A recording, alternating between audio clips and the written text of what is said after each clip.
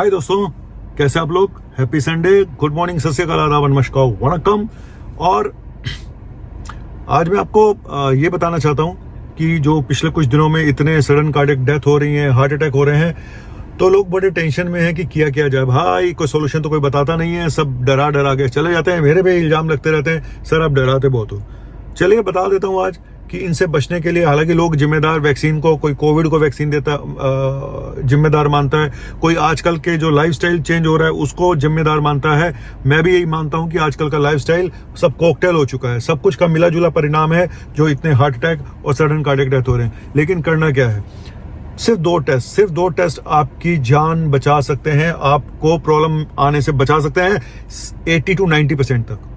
10% मैं छोड़ देता हूं ऊपर वाले के लिए भाई, क्योंकि उसका किसी को नहीं पता भाई कब क्या हो जाए। पहला टेस्ट एक बेसलाइन ईसीजी तो चलो सब करा के देख लो, वो ना, उसमें तो कोई दिक्कत है नहीं। लेकिन पहला टेस्ट है, क्योंकि सडन कार्डियक डेथ में होता है हार्ट का एरिथमिया, मतलब पल्स इतनी ज्यादा तेज हो जाती है, इरेगुलर हो जाती है, तो उसमें कई बार एक कारण होता है हार्ट की मसल का वीक हो जाना, जिसको बोलते हैं कार्डियोमायोपैथी। बहुत सारे लोगों को पता ही नहीं होता कि आपकी हार्ट की मसल वीक हो चुकी है। तो पता कैसे चलेगा भाई? एडवांस में पता कर लो, पहले से ही टेस्ट करा के पता कर लो, क्योंकि मसल इतनी वीक हो जाती है कि कई बार वो छोटा मोटा एक्सर्शन करने पे भी कोलैप्स हो जाते हैं पेशेंट। इसलिए आपने देखा होगा शादी में डांस करते करते पेशेंट गायब हो गया, वहीं गिर गया, भजन करते करते, कीर्तन करते करते गिर गया, डांस करते करते, है ना। और डीजे सुनते सुनते, हालांकि डीजे की आवाज भी एक बहुत बड़ा लफड़ा है, इतना साउंड। लेकिन हार्ट की मसल का वीक हो जाना, जिसको कार्डियोमायोपैथी कहते हैं, इसका टेस्ट होता है क्या? इकोकार्डियोग्राफी हार्ट की मसल बताता है। नॉर्मल हार्ट का फंक्शन, इजेक्शन फ्रैक्शन जिसको बोलते हैं, नॉर्मल 55% से 60% के बीच में होता है। अगर कम हो जाए, 50% से नीचे आ जाए तो हम बोलते हैं कम हो गया, 30% से नीचे आ जाए तो हम कहते हैं काफी कम है, और बहुत सीवियरली डिसफंक्शन जिसको बोलते हैं कि बहुत ही कम हो गया मेरे भाई, वो होता है 20% से कम।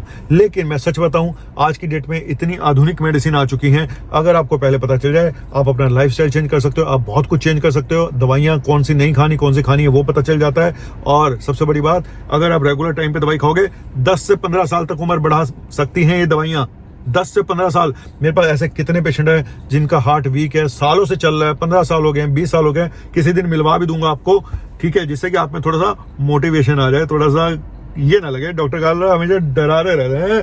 तो चलो मिलवा दूंगा, ठीक है। थोड़ा रुको, एक बार ये देखो, ये नई ली है मैंने टी शर्ट, कैसी लग रही है? अच्छी लग रही है? अरे यार थोड़ा मजाक भी करने दिया करो। चलिए अब आते हैं दूसरे टेस्ट पे। दूसरा टेस्ट जो कि आपकी हार्ट की ब्लॉकेज, क्योंकि मैंने बोला एक सबसे बड़ा कारण हार्ट की ब्लॉकेज है, उसकी वजह से भी एरिथमिया होते हैं, उसकी वजह से भी पल्स गड़बड़ हो सकते हैं। दो कारण सबसे बड़े बताए मैंने, एक हार्ट की मसल का वीक हो जाना, दूसरा हार्ट की ब्लॉकेज। हार्ट की ब्लॉकेज कैसे पता चलेगी? लोग कहते हैं टीएमटी करा लो, स्टेसी को करा लो। भाई फॉल्स नेगेटिव, फॉल्स पॉजिटिव बहुत सारे हैं, इनके अंदर लफड़े बहुत सारे हैं, मैं क्या बताऊं, रुको बताता हूं। तो ये जो टीएमटी स्ट्रेसिको है ना, मैं इन पे ज्यादा विश्वास नहीं करता हूं।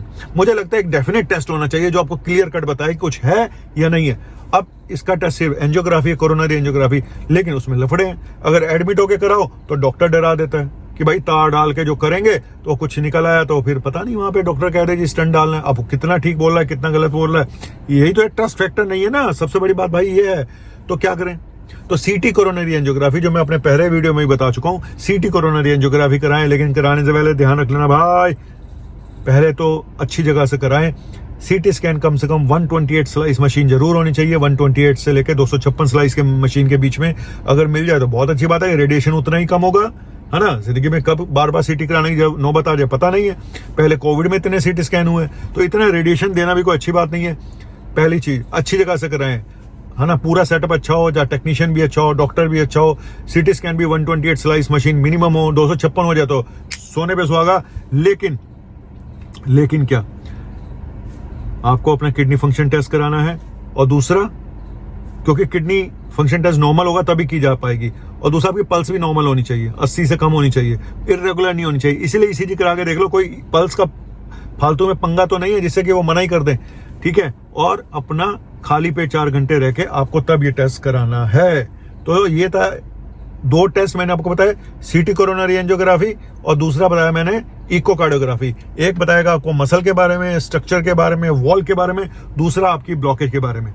सीटी कोरोनरी एंजियोग्राफी अगर नॉर्मल है तो यकीन मानिए सब कुछ नॉर्मल ही निकलेगा, लेकिन अगर ब्लॉकेज निकल आती है, फिर मैंने बोला कि उसके बाद अगर सिग्निफिकेंट ब्लॉकेज है, अच्छी खासी ब्लॉकेज है, तो फिर आपको तार डाल के इन्वेजिव एंजियोग्राफी करानी ही पड़ेगी, क्योंकि वो ज्यादा स्पेसिफिक टेस्ट है। अगर ईमानदार डॉक्टर करे तो भाई, अगर गड़बड़ करेगा तो कुछ भी बता देगा।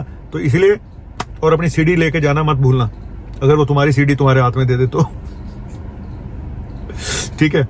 अच्छा, एक तो ये हो गया कि आपको 2 टेस्ट हमने बता दें, इकोकार्डियोग्राफी जो मसल बताएगा, और सीटी कोरोनरी एंजियोग्राफी जो ब्लॉकेज। अगर ब्लॉकेज सिग्निफिकेंट निकलती है तो तार वाली इन्वेजिव एंजियोग्राफी करानी पड़ेगी। अगर छोटी मोटी ब्लॉकेज निकलती है, एक प्रॉब्लम यही है कि सीटी एंजियोग्राफी अगर आप अच्छी जगह से नहीं कराते तो बहुत वेरिएशन आता है। कई बार सीटी एंजियोग्राफी कुछ बता देती है, 80% ब्लॉकेज, वहां निकलता ही कुछ नहीं है इन्वेजिव एंजियोग्राफी में। कई बार उल्टा भी हो जाता है, एक जगह बताया गया 50%, दूसरा बता रहा है 90%। तो यही है कि अच्छी जगह से कराना चाहिए, सस्ते के चक्कर में मत आना। लेकिन मैं फिर भी आपको बता दूं कि मैं क्या आपके लिए कर सकता हूं। मैं पहले भी बता चुका हूं, 14 से 15 हजार रुपए की एंजियोग्राफी होती है हमारे यहाँ दिल्ली में, जहाँ पे मैं रहता हूं। और हमारे यहाँ जो बेस्ट सेंटर हैं 2 हैं, और मेरी पेशेंट की, सिर्फ मेरे पेशेंट के लिए एक डिस्काउंट ये लोग देते हैं। तो 7,500 से 8,000, 8,500 के बीच में ये एंजियोग्राफी आपकी हो सकती है। अगर आपको पैसे की प्रॉब्लम है, फाइनेंशियल प्रॉब्लम है, और अच्छी जगह से कराना चाहते हैं, तो ये डिस्काउंट सिर्फ मेरे पेशेंट्स के लिए। आप आइए, मुझे एक बार लेकिन दिखाना जरूर पड़ेगा। एक बार दिखा दीजिएगा कि आप फिट भी हैं, एंजियोग्राफी के लिए नहीं है, तो दिखा के बस फिर जाइए और कराइए और अपनी लाइफ को सेट करिए। फिर डरने की क्या बात है। मैं फिर बोल रहा हूँ 80 to 90% आप सेफ हो जाते हैं अगर ये 2 टेस्ट नॉर्मल है तो। बाकी ऊपर वाले के हाथ में भाई, जापना ऊपर वाले की क्या बोलते हैं उसकी, हमारी बागडोर ऊपर वाले के हाथ में है। कब किसकी पतंग कहाँ कट जाए पता नहीं है क्या। तो जिंदगी कैसी है पहेली, हाय कभी ये हंसाए कभी ये रुलाए। हाँ, तो ऐसी है जिंदगी भाई, कभी हंसाएगी कभी रुलाएगी, लेकिन आपको चलते चलना है और अपने आप को फिट रखना बहुत जरूरी है आजकल के टाइम पे। फिटनेस है तो सब कुछ है, नहीं तो सब सामने पड़ा रहेगा और आप कुछ खा भी नहीं पाओगे मेरे दोस्त। पहले मैं तो खाने चला जाऊं, सुबह से कुछ नहीं खाया।